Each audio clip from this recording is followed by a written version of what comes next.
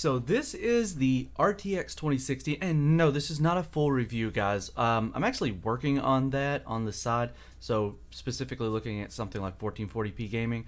But what we're going to do here today is look at the RTX 2060 paired with our 8600K test bench, so 8600K at 5 GHz with 16 gigs of DDR4 3200 memory on the EVGA Z370 classified K motherboard.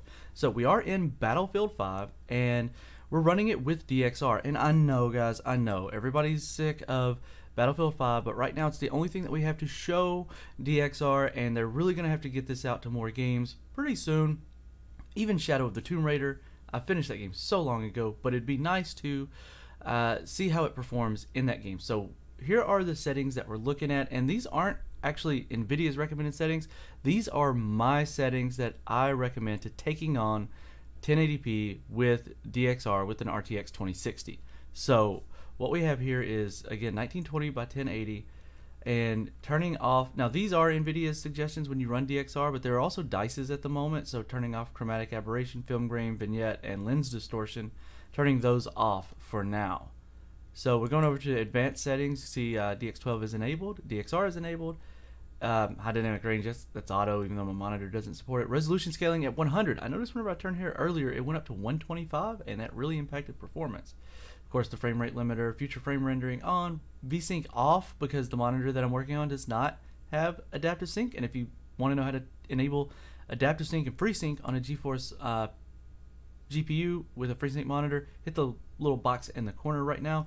Send you over there to that. Now, graphics quality, you can see here, and I have the GPU memory restriction turned off, but you'll see turn it on. This kind of eats up the frame buffer in this game quite a bit of that 6 gigs.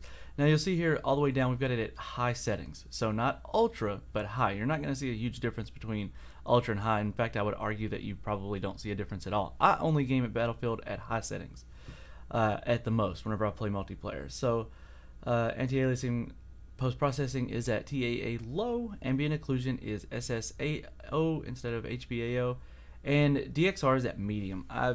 In games, I have a hard time distinguishing between medium and ultra, so I prefer medium. So what we're going to do at this point is see how the game runs while I do very poorly at it with DXR enabled at 1080p. We're going to keep the overlay going so you can see the GPU memory utilization as well as the GPU core utilization and frame rates. So I'm going to shut up and get out of the way, and you guys can watch me die for a few minutes. And yes, Windows does need to be activated because I'm sick of giving them money every time they decide it needs to be deactivated.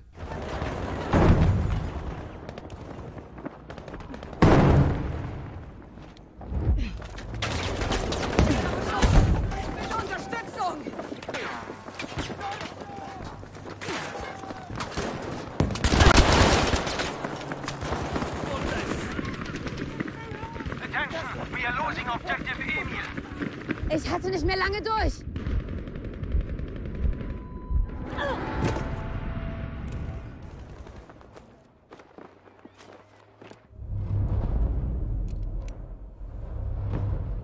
Soldiers, we have taken objective Anton.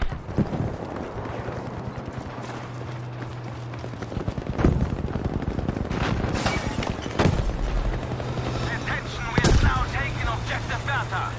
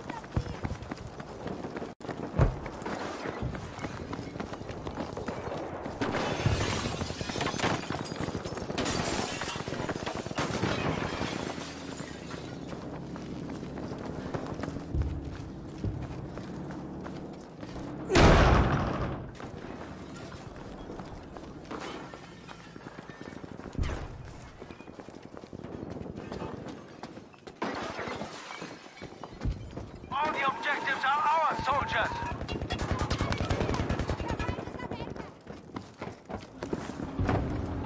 Wir haben alle Ziele besetzt. Gewässer noch ist es nicht vorbei. Das vergesse ich dir nie, Soldat!